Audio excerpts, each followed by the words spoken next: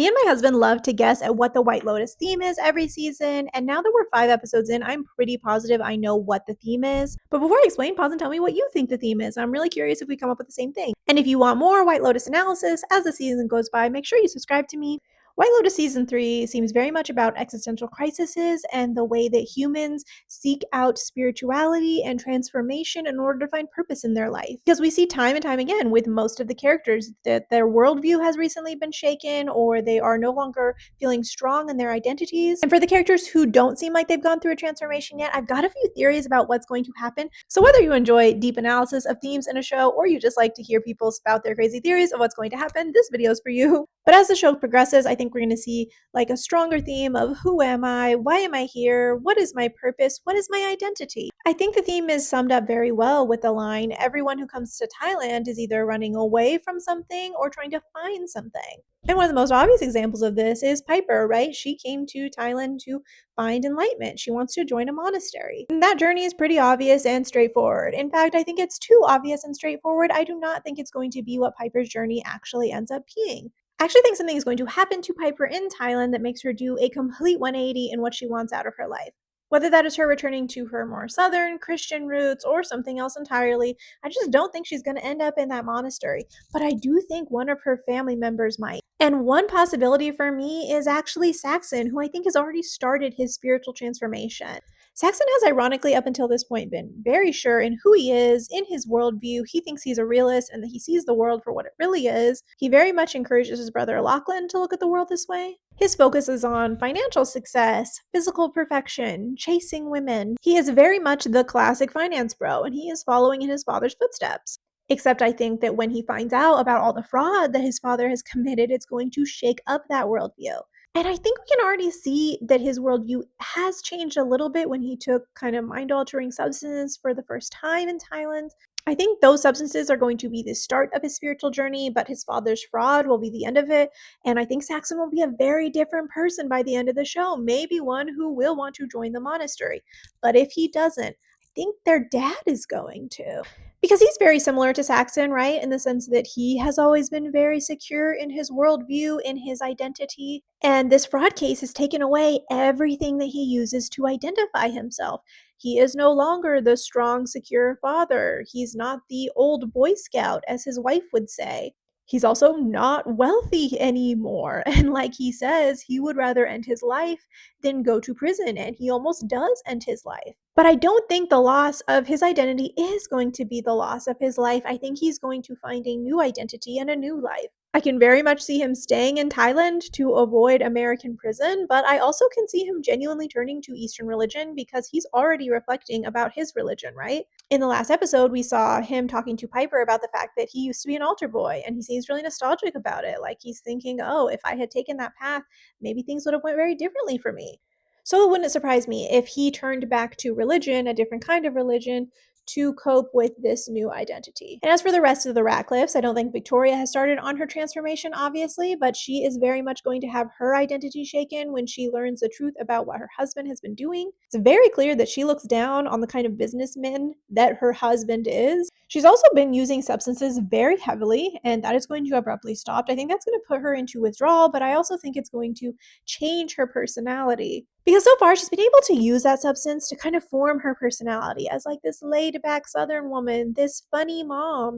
She's silly and she's chill and she's go with the flow. Until the last episode when she wasn't taking them and we learned she's really not go with the flow. She's very horrified that Piper wants to stay in Thailand. So I think she's going to also have that very big shift in who she is now that she is not taking these substances. We'll see both a personality transformation and a loss of her identity. And I think Lachlan is going to do the opposite of what Saxon has done. He's always been meek. He's always been really unsure of what he wants in life. And I think he's going to take Saxon's advice really seriously. And he's going to realize that he likes Saxon's aggressive approach to life. We can already see him in the last episode really taking Saxon's advice to heart after he feels betrayed by his sister. And I think he's going to dive full well into that. And I think that transformation is going to end up with him replacing his dad and Saxon's alpha male image. He's going to become the alpha male of this family.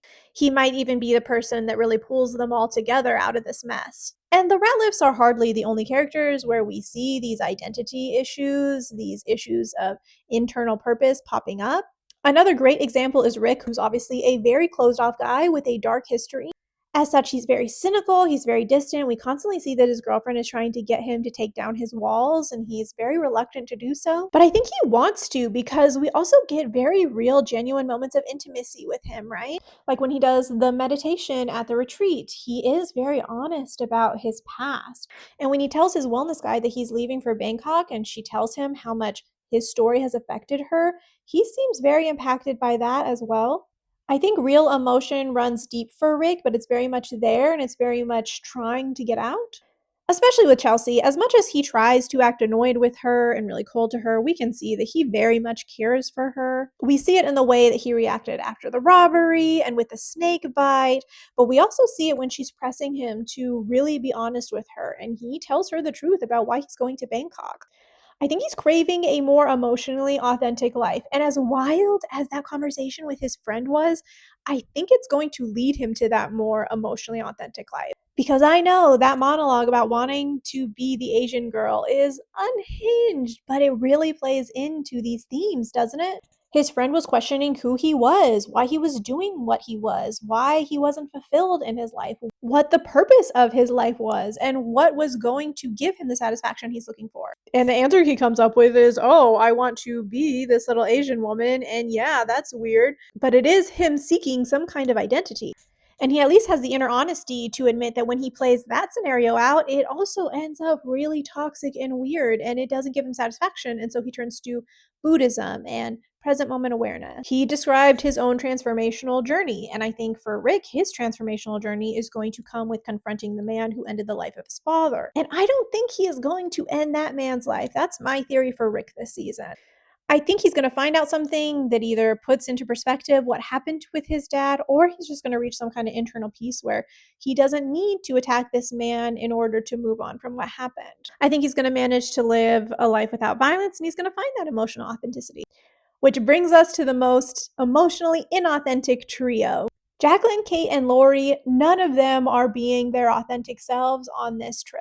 I think it's clear from the very first episode that Lorie was having her moment with who am I, what is my life, when she breaks down crying in her room.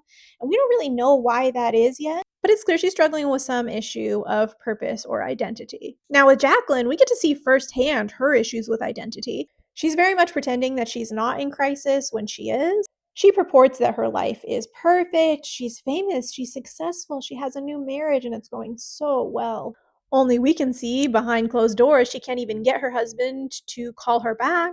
She's famous, she acts really confident about her looks, but we can see she's a deeply insecure person. Like when she finds out that Lorie had the same body ratings that she got at the wellness center, she was very upset about that. And she absolutely loses it when Valentine suggests that they go to a nearby hotel that is clearly for retirees. She's like, hold on, does Valentine see me like one of these old people? And she makes it her mission to change his mind. She finds him, she makes him and his friends take them out, and she tries to prove that she's still young, she's still fun. And she's leaning into that identity of her fame and her beauty and her youth when she doesn't have all of that anymore.